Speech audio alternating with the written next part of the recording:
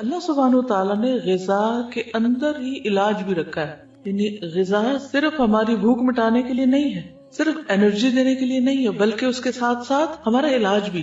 تو جب آپ کبھی بیمار ہو اور کچھ کھانے لگے اور سمجھ نہ آئے کہ کھانا چاہیے یا نہیں، تو دعا کر لیا کرے کہ اللہ تعالیٰ اس کو میرے لیے غذا اور دوا دونوں ہی بنا. ٹھیک ہے، تو کوئی بھی فوڈ آپ کے لیے غذا بھی ہے اور علاج بھی ہے. کیونکہ ہم تو اپنی خواہشات کے پیچھے چلتے ہیں نا، یا پھر شبہات کا شکار ہوتے ہیں.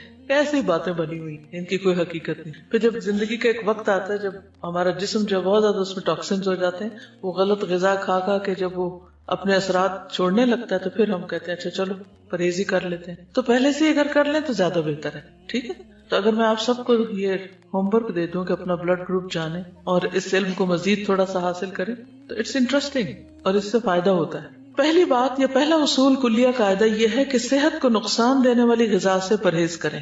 محمود بن لبید رضی اللہ عنہ سے مروی ہے کہ رسول اللہ صلی اللہ علیہ وسلم نے فرمایا، اللہ تعالیٰ اپنے بندے کو جس سے وہ محبت کرتا ہو دنیا سے اسی طرح بچاتا ہے جیسے تم لوگ اپنے مریض کو کھانے پینے سے بچاتے، اور کھانے کی صورت میں تمہیں اس کی طبیعت خراب ہونے کا اندیشہ ہوتا ہے. اچھا، کچھ چیزوں کی الرجی تو بہت معمولی ہوتی ہے لیکن کچھ بہت سیویئر بھی ہوتی، تو اس کا بھی آپ کو پتا ہونا چاہیے، اور جس سے ایک دفعہ نقصان ہو جائے دوبارہ اس راستے پہ نہ جائیں.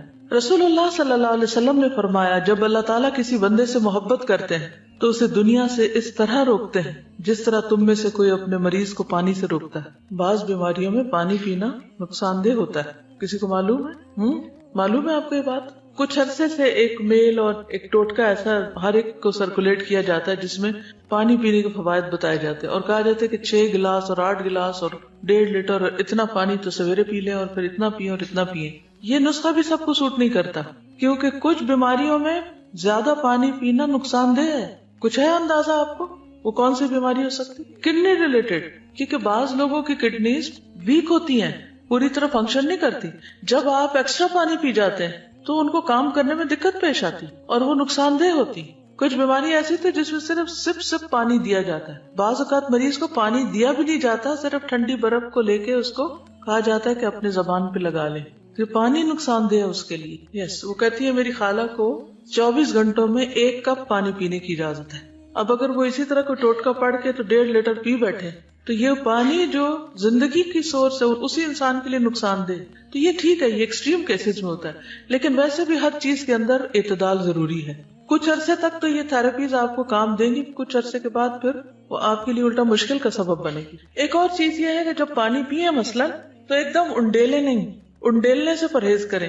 مسنون طریقہ کیا ہے؟ 3 سانس میں پینا، اور اس کو بھی جیسے گھونٹ گھونٹ پیتے ہیں، یعنی جیسے کھا کے پیتے ہیں اس طرح پیئیں. ٹھیک، ایک ہوتا ہم تیزی سے پی جاتے ہیں، تیزی سے نہیں پی، رائٹ، گھونٹ گھونٹ گھونٹ گھونٹ کر کے. یعنی یہ نہیں کہ آپ کے ہونٹوں سے حلق میں جا پڑے، ٹیپ کھل گیا اور وہ ڈائریکٹ وہاں جائے، یعنی کہ آپ کی زبان اور آپ کا منہ جو ہے اس کا مزہ چکھے. اس طرح پینا زیادہ فائدہ مند ہے. لیکن ہم لوگ ہر وقت جلدی میں ہوتے ہیں نا، ہم کہتے ہیں جلدی سے یہ کام کر لیں، جلدی سے وہ کر لیں، اور پھر بس کچھ اور کریں. تو ہے فرماتے ہیں کہ میں نبی صلی اللہ علیہ وسلم کی خدمت میں حاضر ہوا، آپ کے سامنے روٹی اور خشک کھجور تھی. روٹی اور خشک کھجور جیسے چھوارے ہوتے ہیں. نبی صلی اللہ علیہ وسلم نے فرمایا قریب ہو جاؤ اور کھاؤ.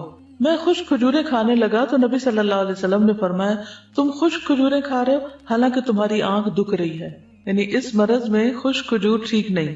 میں نے عرض کیا کہ میں دوسری طرف سے چبا رہا ہوں، جو آنکھ دکھ رہی ہے اس کی طرف سے نہیں.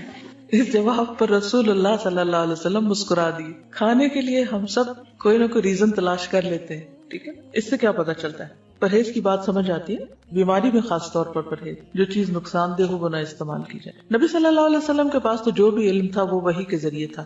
ٹھیک ہے، تو اس لیے ان چیزوں کو تو ہم ایز اٹ از لے سکتے. پھر بلا وجہ کی دوائیوں سے پرہیز. کچھ لوگوں کو دوائیاں کھانے کا شوق ہوتا ہے، تسکین ہوتی ہے ان کو دوا کھا کے. اچھا، کچھ بچوں میں بھی یہ مزاج پایا جاتا ہے، وہ بڑے شوق سے دوا کھاتے، جہاں کہیں کوئی دوا دیکھتے ہیں وہ کھانے کے لیے مانگتے ہیں، کیونکہ اب کئی طرح کے فلیور بھی شامل کر دیے گئے دواؤں میں. کوئی وہ سیرپ پی جائیں گے، کوئی گولیاں کھا جائیں گے.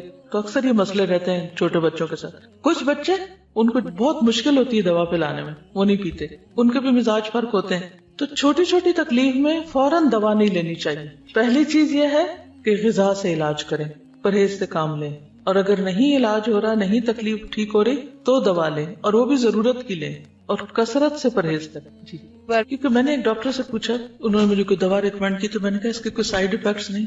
وہ کہنے لگے ٹو بی ویری آنےسٹ، ہر دوا کے سائیڈ افیکٹس ہیں، یعنی کوئی اگر یہ کہے بھی نا کہ اس کے کوئی سائیڈ افیکٹس نہیں تو یہ ماننے کی بات نہیں، ہر دوا کے، کیونکہ دوا ہے نا، اور خصوصاً ہماری دوائیاں جو بنتی ہیں سب اسٹینڈرڈ بھی ہوتی ہیں، اور اس کے علاوہ جو کیمیکلز اس میں ہوتے ہیں اور جو پروسیسڈ ہوتی ہیں بہت زیادہ، ایک تو ہوتا نا کہ کوئی جڑی بوٹیاں ہیں یا کوئی غذا ہی سے ملتی جلتی دوائیں، اور ایک یہ ہے کہ ان کو اتنے پروسیسز سے گزارا جاتا ہے اور اس میں کلر شامل کر لیے جاتے ہیں کہ ان کے سائیڈ افیکٹس ہوتے ہی ہوتے ہیں، ٹھیک ہے؟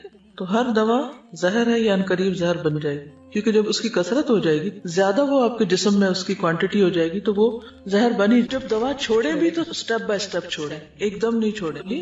حضرت عائشہ بیان کرتی ہیں کہ بعض اوقات رسول اللہ صلی اللہ علیہ وسلم کو کوکھ میں درد ہوتا اور بہت شدید ہو جاتا۔ ایک دن رسول اللہ صلی اللہ علیہ وسلم کو یہ درد شروع ہوا اور اتنا شدید ہوا کہ آپ پر بے ہوشی طاری ہو گئی۔ ہمیں اندیشہ ستانے لگا، لوگ بھی خوف زدہ ہو گئے، اور ہمارے خیال کے مطابق آپ کو ذات الجم کی شکایت تھی، نمونیا جس کو بولتے ہیں۔ چنانچہ ہم نے رسول اللہ صلی اللہ علیہ وسلم کے منہ میں دوا ٹپکا دی، جس سے آپ کی وہ کیفیت ختم ہوئی، طبیعت کچھ سنبھلی تو آپ کو اندازہ ہو گیا کہ آپ کے منہ میں دوا ڈالی گئی ہے۔ آپ نے اس کا اثر محسوس کیا۔ آپ نے فرمایا، تمہارا خیال یہ ہے کہ اللہ عز و جل نے مجھ پر اس بیماری کو مسلط کیا، حالانکہ اللہ اسے مجھ پر کبھی بھی مسلط نہیں کرے گا۔ اس ذات کی قسم جس کے ہاتھ میں میری جان ہے، گھر میں میرے چچا کے علاوہ کوئی آدمی ایسا نہ رہے جس کے منہ میں دوائی نہ ڈالی جائے، یعنی ان سب نے مل کے میرے منہ میں ڈالی ہے، اب ان کے منہ میں بھی ڈالی جائے، ٹھیک؟ یعنی حتیٰ کہ کوئی شخص بے ہوش ہو یا بعض امراض ایسے ہیں کہ اس میں دوا دینے سے پہلے اس سے پوچھ لینا چاہیے۔ اس لیے بہت سے ڈاکٹر سائن لیتے ہیں کہ آپ راضی ہیں اس پر، خصوصاً سرجریز میں تو آپ دیکھیں کہ سگنیچر کرنے پڑتے ہیں اور ڈسکلیمرز ہوتے ہیں کہ ہم ذمہ دار نہیں ہیں، ٹھیک ہے، ہم آپ کی مدد کرنا چاہتے ہیں لیکن اگر کچھ ہو گیا تو آپ خود ہی ذمہ دار ہیں۔ پہلا پوائنٹ کیا ہے؟ پرہیز علاج سے بہتر ہے۔ دوسرا، بلا ضرورت دوا سے اجتناب کی۔ ایک اور چیز یاد رکھیے، جب کسی بھی دوا کے کھانے سے کوئی ری ایکشن فیل ہو رہا آپ کو، آپ کے جسم کے اندر کوئی چیز ایسی محسوس ہو رہی یا اسکن پہ یا کسی بھی طرح، تو فوری طور پر پھر مزید کنسلٹ کر لینا چاہیے۔ پھر موسموں کے اثرات کا خیال رکھنا چاہیے۔ سخت سردی اور سخت گرمی کے منفی اثرات سے بچنے کے لیے ہر ممکن احتیاط اور پرہیز، گھر، لباس، خوراک، تمام چیزیں موسم کے تقاضوں اور ضروریات کے مطابق ہوں۔ یعنی پرہیز صرف کھانے کا نہیں بلکہ انوائرنمنٹ کو بھی اپنے حسب حال کرنا چاہیے۔ بہت زیادہ کمفرٹیبل بھی نہ ہو کہ انسان سونے ہی لگ جائے، اور ایسا بھی نہ ہو کہ بیمار پڑ جائے۔ کچھ لوگ اتنی ہیٹنگ کر لیتے ہیں، اس سے بھی نقصان ہوتا ہے، اور کچھ لوگ جو ہے وہ جرسی کے بغیر باہر نکل جاتے ہیں اور بیمار ہو کے واپس لوٹتے ہیں، تو وہ بھی ٹھیک نہیں۔ احتیاط بہتر ہے، اعتدال بہتر ہے۔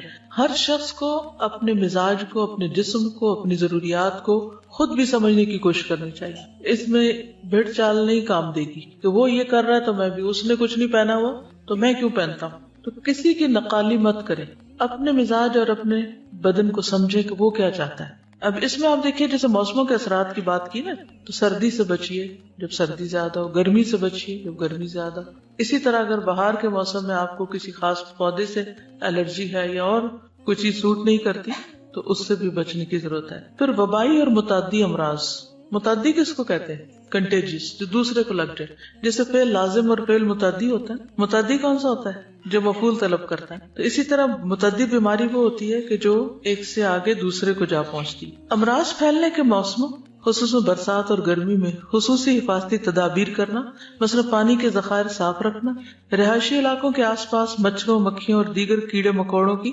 امکانی افزائش کی روک تھام کے لیے ادویات وغیرہ چھڑکنے کا انتظام کرنا، اور اپنے تمام گرد و پیش کو حفظان صحت کے اصولوں کے مطابق ڈھالنا، گلے سڑے یا پہلے سے کاٹ کر رکھے ہوئے پھل یا سبزیاں کھانے سے پرہیز کرنا، یہ ساری چیزیں اس میں آ جاتی ہیں۔ یہاں پر حفاظتی ٹیکوں کی بات کی گئی ہے، جس کے میں پرسنلی سخت خلاف ہوں، اس لیے میں کسی کو بھی یہ مشورہ نہیں دیتی کہ وہ بچوں کو یا بڑوں کو حفاظتی ٹیکے لگوائیں۔ کئی لوگ فلو شاٹس لیتے رہتے ہیں، اور بعض لوگ بچوں کو جو حفاظتی ٹیکے لگواتے ہیں اور وہ سمجھتے ہیں کہ اس میں شفا ہے۔ اگر آپ اس پر تھوڑی سی ریسرچ کریں تو آپ کو پتہ چل جائے گا کہ یہ بذات خود بچوں کے اندر کتنی ڈسیبلٹیز پیدا کر دیتے ہیں۔